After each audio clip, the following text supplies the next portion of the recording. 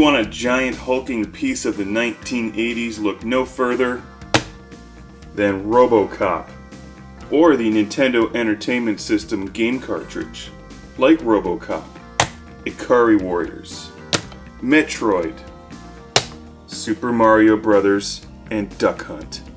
After the video game crash of 1983, it seemed that the home game console market was doomed forever, until Nintendo came along and rewrote those rules with a massive game cartridge and an enormous library of fresh, creative games that reinvigorated the market. As everyone knows, Classic Game Room is a huge fan of Atari, but look how much larger that Nintendo Entertainment System cartridge is. If Nintendo was trying to make an impression, they certainly did the job. The giant plastic behemoth NES game dwarfs the Atari 2600 game in pretty much every way. Look at this, it's huge.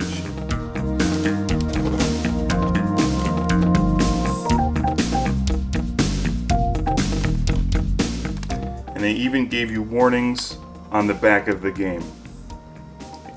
For years I've been storing my Atari games in the fridge because they simply did not tell me that on the Atari cartridges. Look at that. How was I supposed to know? Bohunks with machine guns, it must be the 1980s. Let's take a close look at this game cartridge for Ikari Warriors, a true classic on the NES. First thing that stands out about Nintendo games is their styling. Just check this out. They gave you like a little ladder or something. You could climb up the game cartridge and pull it out of the machine with their little grippy slot here. In case you were confused about what direction actually went into the game console, they gave you a little arrow there. So you could insert it into the NES and then grab it with its little grippy thing there and pull it out. Many of the games gave you really cool artwork on the front of the game cartridge, like RoboCop. Of course, you could put RoboCop on the front of anything and it would be cool. The older games here, like Kung Fu, back from the days of 1985 or so, gave you a stylized, pixelized graphic. You saw that same technique here with Super Mario Bros. And Duck Hunt and Metroid. I guess these were the actual Nintendo-produced games. One thing you can say about the NES is that the game developers arrived in force and they represented on the front of the game cartridge. Konami made an incredible variety of games for the NES. Tecmo, a force to be reckoned with. Other companies like Taxan, Star Soldier. Activision, kings of the Atari 2600 games, were making games for the NES as well. The mighty Capcom, with an incredible array of arcade titles. Ultra and Teenage Mutant Ninja Turtles, Heroes in a Half Shell. SNK. And it's not just that we have a muscle-bound bohunk with a machine gun, but that he's got a bandana and a mustache. That's what makes that so cool. FCI. Their spaceships. Always a good thing. Acclaim. With the acclaimed television show Airwolf. Everybody's familiar with Acclaim.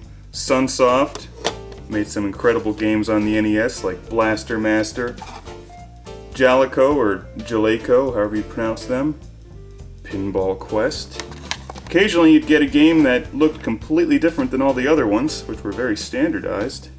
And here we can see that with Rolling Thunder, and possibly the worst artwork of any video game ever made.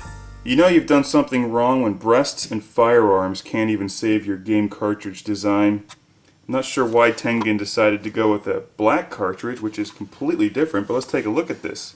First of all, you get a much bigger warning label on the back, and they give you 2 slots to pull the game out in case you want to go with that two-handed approach, which, you know, you couldn't do with the regular Nintendo games because you could fit one hand in there and the other one was lost. Hopeless.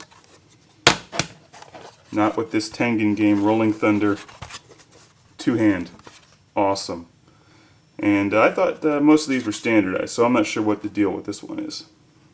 Nintendo games are made of a rugged, hard plastic that's textured, and you can see that there, along with all their graphical and design cues. These things are just made to last.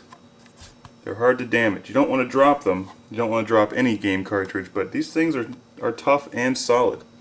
And if that's not enough and you're still concerned about damaging your cartridges, they came in little protective sleeves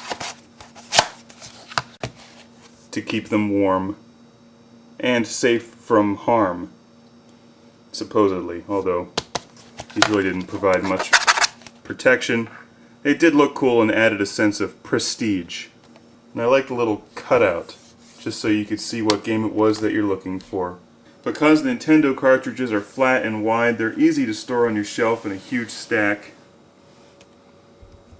It's like a giant stack of pancakes with Bionic Commando on top.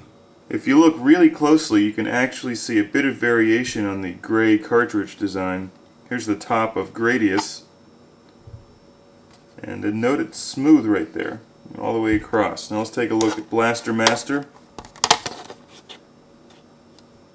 You can see it's got the, I guess the assembly clips there. These things would obviously snap together and lock into place. So I'm not sure what was up with that, but that's just interesting, and I'm going to point it out because that's what I do. Upon closer inspection, it looks like the Tengen game was made in the USA, and the majority of these Nintendo games were made in Japan. And a huge warning label on these. I really wish that the Atari 2600 game cartridges came with a warning label telling me do not store cartridge in very hot or cold places. Now I have to move my entire Atari 2600 collection. Alright, and that's it. We're done. Another classic game room completed. And I'm going to put all these back now. Put the Nintendo games back on their shelf. Get the Atari games back where they belong. Alright. Let's take it back. These guys gonna go. Okay. I have to move all these cartridges. I always assumed that keeping them in the fridge would keep them fresher longer, but apparently, according to the Nintendo cartridges, I shouldn't be doing that. Alright, let's do it later.